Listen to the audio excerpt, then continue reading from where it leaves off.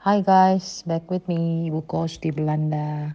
Oke, kali ini vlog kali ini saya mau ceritain tentang penginapan yang ada di rumah saya, karena saya menyewakan untuk kos-kos di Belanda. Jadi ini saya mau sharing di vlog saya. Juga ada sedikit cerita tentang balik lagi tentang gimana saya ketemu dengan suami. Jadi terus dukung saya ya, by subscribe, share, comment, and like, dan semoga kalian menikmatinya. Oke, see you in the next vlog. Bye. Hello, my name is Vinny and I stay one night by Marta in Schiphol. I could have a wonderful, delicious dinner with her and had a very quiet night. The next morning, I was able to take the bus to the airport in a very short time. I hope I stay more there. Bye bye. Hey everyone, my name is Alonso. I am from Mexico. I want to talk to you about my experience at Hoofddorp with Marta. I would like to say that was my first time in Europe, so I didn't know what was going on. I was all by myself. I was alone. I just grab my things and go over there, and that was also the first time I was using Airbnb. So at the beginning it was quite difficult. But at that time I was really scared, and I don't know what was going on. But as soon as I arrived with Marta, I feel just like getting back home. It was such an amazing experience with her. I really recommend her place. It's so clean. It's really easy to arrive. And just like me, if you are a first travel and you don't know what to do and you need a helpful hand and a friend, because at the end the amazing thing was that we became friends, and she's such an amazing person and such a lovely friend, and everything is good with her. She and her husband are really cool people. It's hard to explain, but yeah, it was like if we have met each other since 5 years or maybe more, and that was the first time we see each other. So I really recommend her place. I think this homestay was really nice, kind people, and a very nice bed, and very close to the airport, which I love. I love that I can check in at any time and get breakfast at any time. I can really recommend this breakfast. And then, yeah, I think you should stay here if you want a quick and good night. Thank you. Gue ingat banget di 2019 dan gue terakhir ke situ kan, terus gila gue ngeliat tamu-tamu lo dari Amerika, terus dari Eropa, dari Sweden lah, terus waktu itu ada orang Indonesia tentunya. Terus gimana tuh Kak lu? Gue kepikiran banget kayak apa ya, lu ngadepin tamu-tamu orang-orang dari berbagai negara yang tiap hari itu bisa beda-beda, terus pasti kan mereka punya karakter yang beda-beda juga ya. Terus gimana tuh lu ngadepin orang-orang yang berbeda-beda dalam sehari, 2 hari misal ganti. Waktu itu kan gue ngeliat sendiri ya, 2019, gila tamu lu sih nggak habis tuh, setiap hari ada aja. Iya nih, sebelumnya nih gue kasih tahu, gue kan baru mulai Airbnb. Sebelumnya kan gue bukannya Airbnb Ki. Jadi gue kan 2016 itu gue pindah ke Belanda. Gue masih di Amsterdam kan. Nah 2017 gue punya ide tuh, gue bilang sama si Bert, gue bilang gimana kalau kan abis gue pindah nih ke Hofdorp nih yang rumah sekarang, kan ada beberapa kamar kosong. Nah itu gue baru ngomong tuh sama si Bert, gue bilang gimana nih kalau ide gue untuk sewain kita punya rumah kamar-kamar, karena kamar kita kan nggak keisi gitu. Terus kata dia, si Bert awalnya nggak setuju tuh. Nah tapi karena ada temennya yang datang, terus temennya komentar tuh ngeliat kamarnya kosong, kata dia oh ya gimana kalau kamar-kamarnya lu isiin juga, sewain gitu. Nah itulah jadinya mulai dari Airbnb. Nah Airbnb jadi gue join 2017 karena lokasi gue kan dari bandara, lu tahu kan deket kan, kesini cuma 15 menit naik bus, terus ke Amsterdam 30 menit naik kereta sama bus itu. Jadi kayak aksesnya gampang, gue juga gampang. Terus ya deket lah sama kota, jadi Airbnb gue rame. Nah tapi sebelum Airbnb gue kan terimain orang Indonesia tuh Ki, ya kan, orang Indonesia. Nah tapi itu sebelum Airbnb, tapi akhirnya kita sahin, yaudah deh kita sahin kita ke Airbnb aja. Nah di Airbnb sih gue nggak nemuin tantangan yang bagaimana banget sih, kayak ribet gitu maksudnya, malah menyenangkan sih, kayak lebih banyak bisa. Jadi kayak gue sama tamu lebih banyak interaksi ketika kayak breakfast. Memang sih gue nggak nyediain breakfast gitu kan, tapi kan kalau mereka pagi bangun kan mereka misalnya ya kayak turun terus kayak minta air panas, terus gue nanya lah apa kabar, terus kayak jadi lebih banyak temen sih gue ngerasanya gitu. Terus lebih seru sih, lebih kayak terima, malah nggak kepikiran kayak ketakutan terima orang asing gitu. Kalau ada banyak yang nanya nih, lu ketakutan gak sih terima orang asing di rumah lu gitu. Kalau gue sih nggak kepikiran ngeri, takut, negatif gitu ya nggak sih gitu. Pokoknya gue yakin kalau memang nggak bener itu bakalan escape aja, nggak jadi aja. Banyak masukan, input positif ini sih, positif jodoh-jodoh baik ya, kayak jodoh-jodoh baik yang positif datang pengalaman gitu ya. Gue nggak ada negatif pengalaman dari tamu-tamu asing gue sih. Seru sih, seru deh, kayak nggak ada temen tapi dialah yang menemani gue di rumah jadinya selama di rumah. Kebayang tuh kayak tamunya sekarang duduk di tempat lu, terus lu ajak ngobrol Iya benar-benar kayak kita tuh kayak ya udah gitu, kita nggak undang tapi dia datang terus, tapi ya dia juga memberikan akhirnya review yang baik karena gue juga kan sincere ya, tulus gitu, kita ngobrol juga enak, dia juga ngerasa gue di welcome loh di rumah ini. Dan lucunya ini pertanyaan yang gue tanya ke tamu. Jadi apa yang ada di pemikiran gue sama dengan ada yang pemikiran tamu. Makanya gue nggak pernah negatif thinking sama tamu siapapun itu gitu, siapapun bentuknya, dari mana. Pokoknya gue berpikir dia adalah orang baik gitu. Kalau kita kan Kia agama ya Kia. Kalau kita tuh jodoh baik gitu, pasti terimanya undang ya kayak magnet gitu ya. Iya benar, magnet, benar. Jadi yang aneh-aneh empas jauh ya. Bener, Syahrini empas. Jadi pokoknya so far pengalaman buruk nggak ada, pengalaman baik adanya. Jadi keseruan, ketemu. Terus kadang tamu juga kalau misalnya nginepnya berhari-hari ngajakin gue jalan kayak gue mau ke Amsterdam nih, lu udah pernah belum? Maksudnya bukan ke Amsterdam, udah pernah. Gue mau kemana misalnya, lu udah pernah belum? Oh iya boleh juga ya gitu. Jadi kayak jadi gue jalan sama dia. Terus sambil juga gue kayak tour guide-nya dia gratis gitu kan. Nih naik ini udah tinggal ngikut aja dianya. Terus jadi lu di sana kayak nggak ngerasa kesepian juga ya, maksudnya kalau tamunya mereka juga welcome, terus juga mereka kayak setiap hari ada aja ya ganti-ganti tamu. Ada sih Ki tantangannya. Nggak semua tamu bisa diajak ngobrol loh Ki.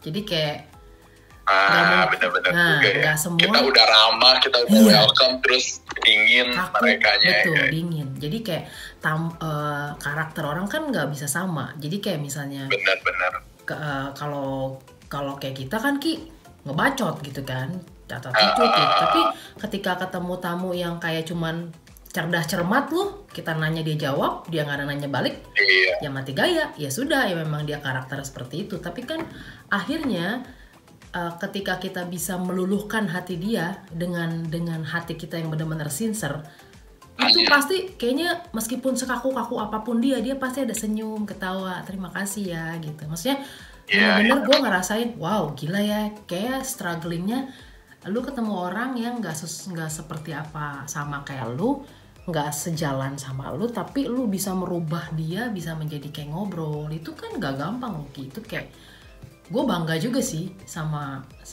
ya apa yang udah dilakukan lah selama, berarti sebelum corona itu kan 2020, berarti 3 tahun Ki Airbnb gitu. Iya benar-benar. Ya, jadi gue ngebayangin sih kayak kita aja pulang ke rumah, kadang suasana jiwa kita lagi mumet di luar, terus masuk ke dalam rumah ya kan, terus kayak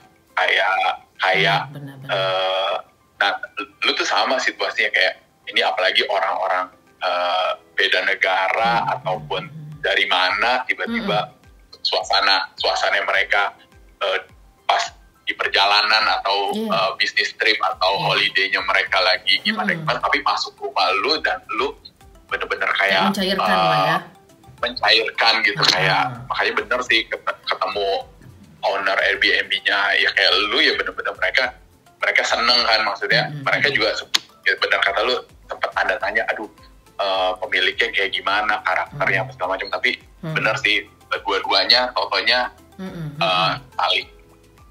paling welcome, paling nice ya, jadi persahabatan ya. Benar. Jadi makna ya, kalau saya bukan cuman lu dapet tamu, dapet duit selesai gitu Ki, bener nggak? Tapi dibalik lu dapet tamu, lu dapet uang, lu dapet temen, lu dapet review, lu dapet pengalaman sih. Sempet gitu kayak misal tamunya dari negara mana, terus pas udah mau pulang misalnya, Tak, kamu datang dong ke negara saya pasti welcome kamu. Oh ada gak? Ada. Itu mah kayaknya overall sih, kayaknya setiap orang nginep dan pulang tuh kayak membawa kesan, pokoknya kita harus ketemu lagi gitu loh Ki. Kita harus ketemu lagi, dan mereka tuh kayak gini, udah datang lagi gitu.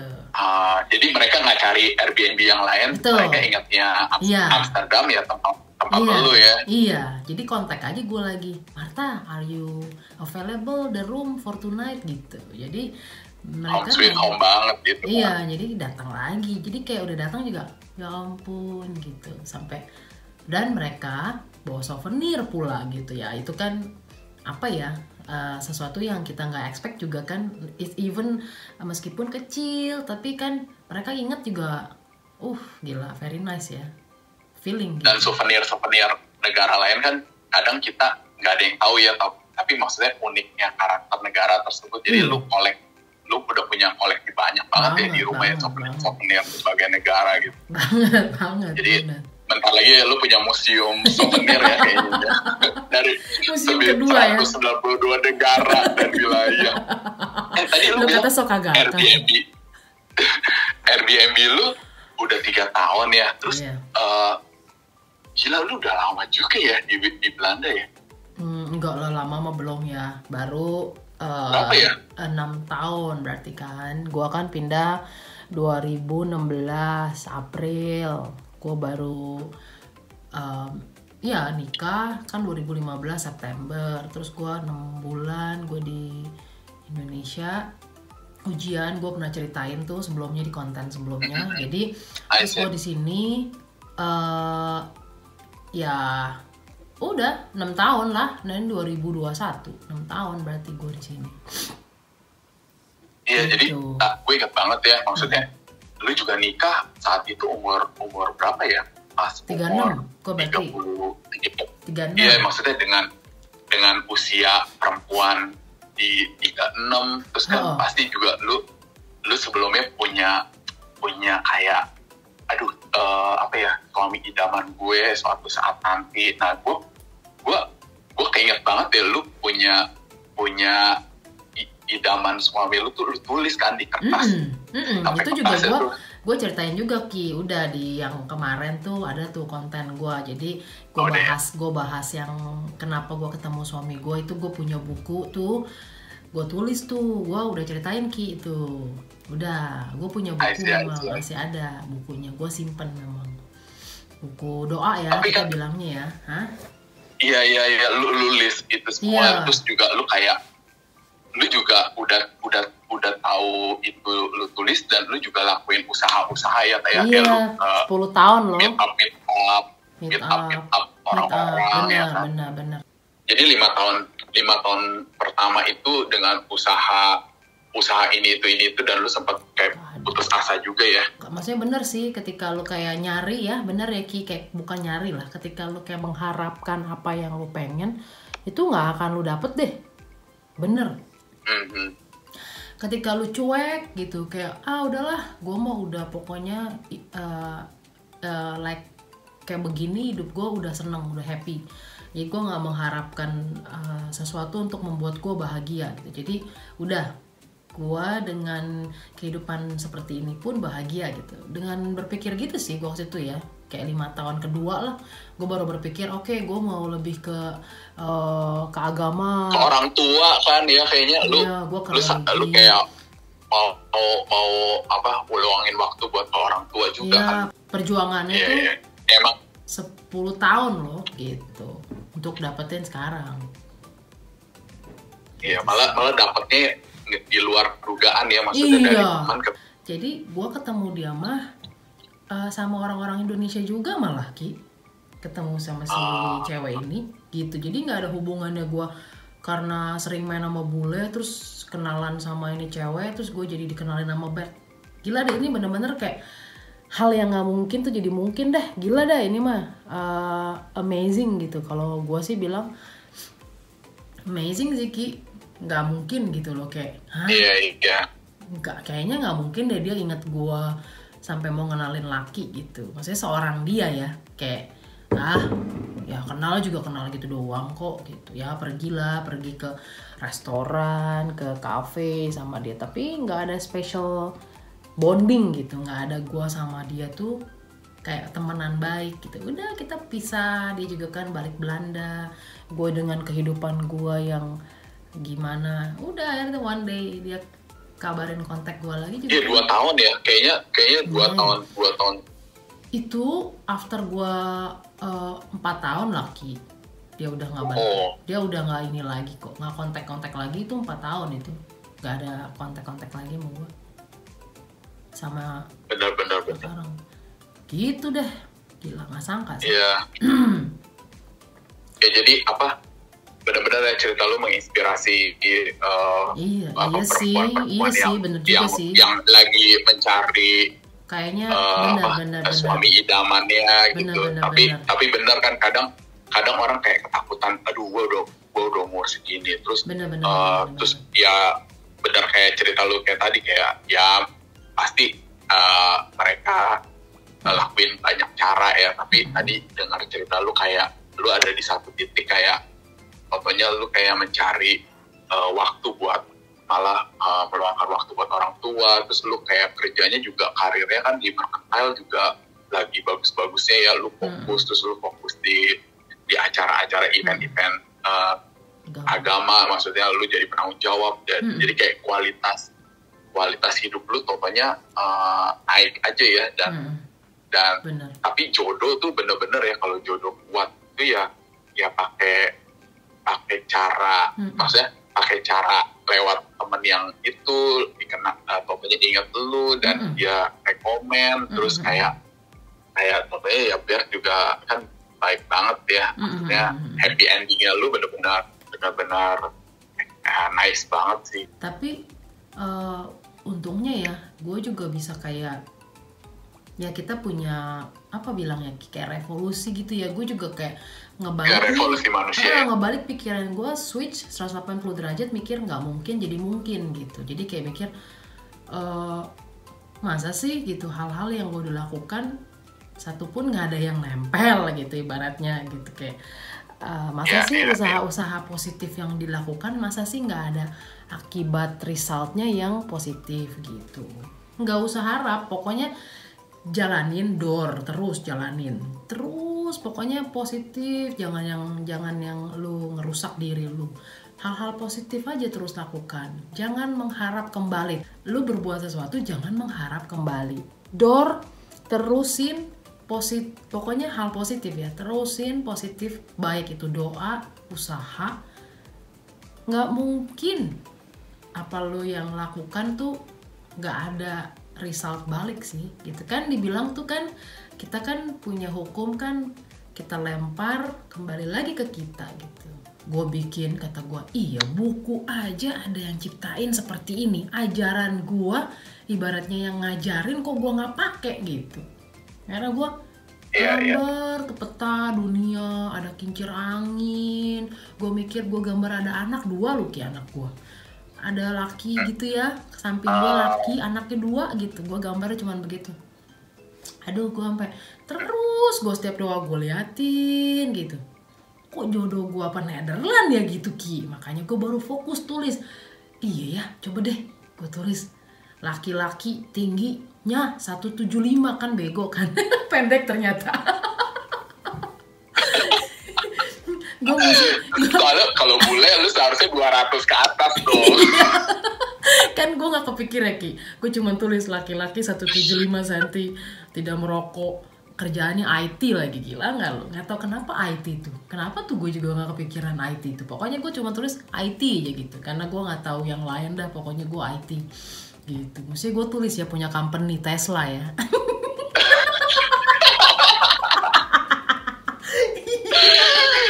Udah dapat jantung minta ampla ini.